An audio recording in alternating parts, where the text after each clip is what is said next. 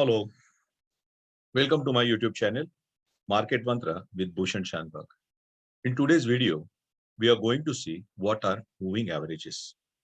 Okay, as the name says, it is an average, correct? What is a moving average? Let us understand that today. So, what exactly is a moving average? Moving average, we know it's an average price over certain number of previous days. So, when you say 10 days moving average, it's average price of last 10 days.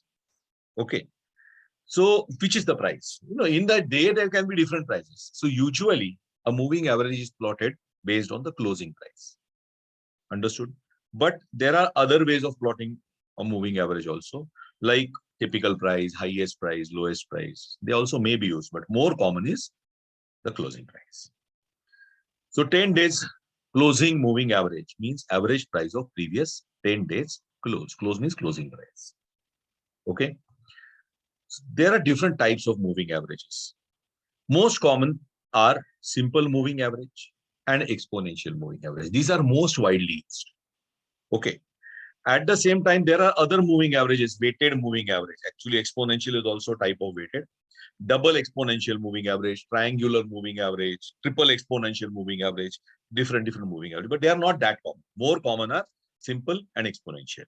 So SMA and EMA, we will be using those terms throughout this video, throughout this series also, video series.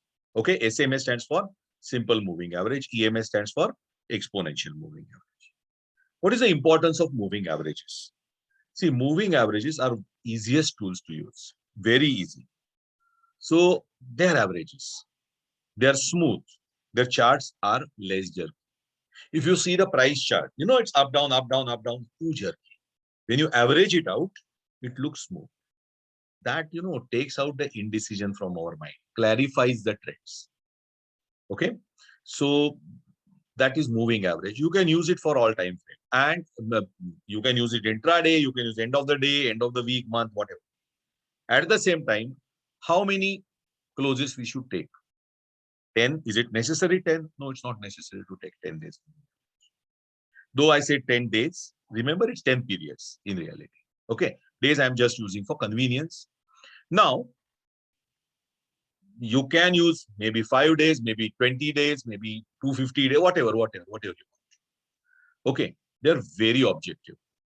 Because whatever is the closing price is the closing price and you are taking average of that. Right. So there is no question of whether the moving average should be here or not. It's not left up to individuals. Okay. So they can be used for support or resistance determination also in certain cases. So first, let us see what is a simple moving average. As the name suggests, it's simple. Okay. What you do if you want 10 days average, add 10 days closing price divided by 10, you got the simple moving average. Easy to calculate.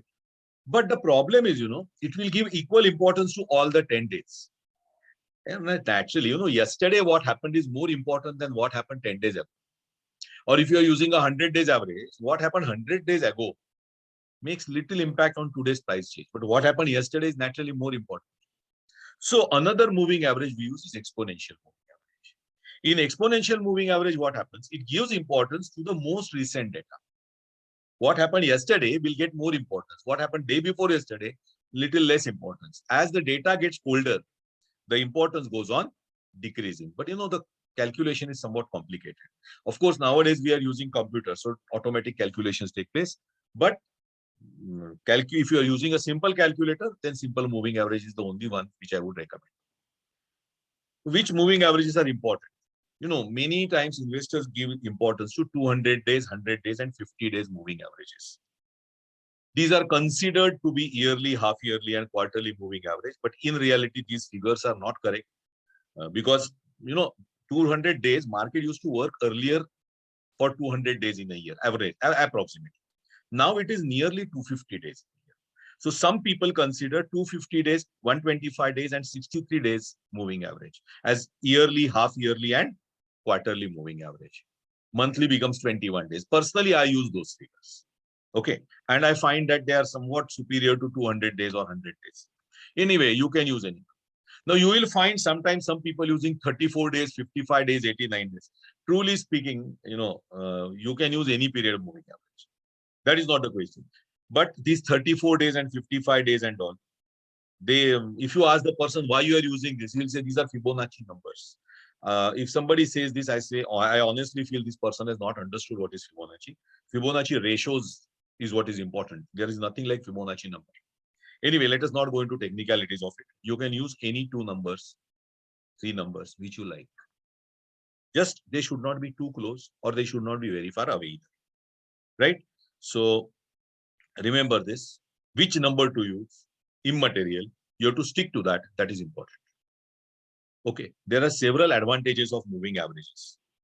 First of all, easy to use tools. Very easy. Even a fifth standard child can tell you what is there, is going up or down. If you give him a ready-made plotted chart and your computer software, they give you ready-made plotted charts. So trades based on moving averages do give useful results and tradable signals. But time period you have to choose carefully and then stick to it. Don't keep on flipping. Don't keep on changing. That is important. There are some limitations to MA. It's not that this tool is perfect and it can never go wrong. First of all, moving averages are laggards. Laggard means they give the signals late. Naturally, they will tell you buy also late, they'll give you sell also late. Naturally, your profit decreases. There are sometimes false signals also, depending on what time frame you are using. Shorter the time frame, more the errors. Simple rule. Okay, longer time frame, less errors, but less profits also.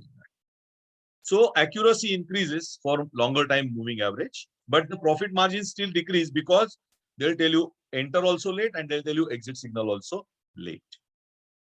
Now, how these signals are generated and everything in a separate video, because this video will become too long otherwise. Okay, so please subscribe to this channel and press the like button and press the bell icon. So as soon as I load that next video, you will immediately come to know about it. See you in the next video. Thanks for watching.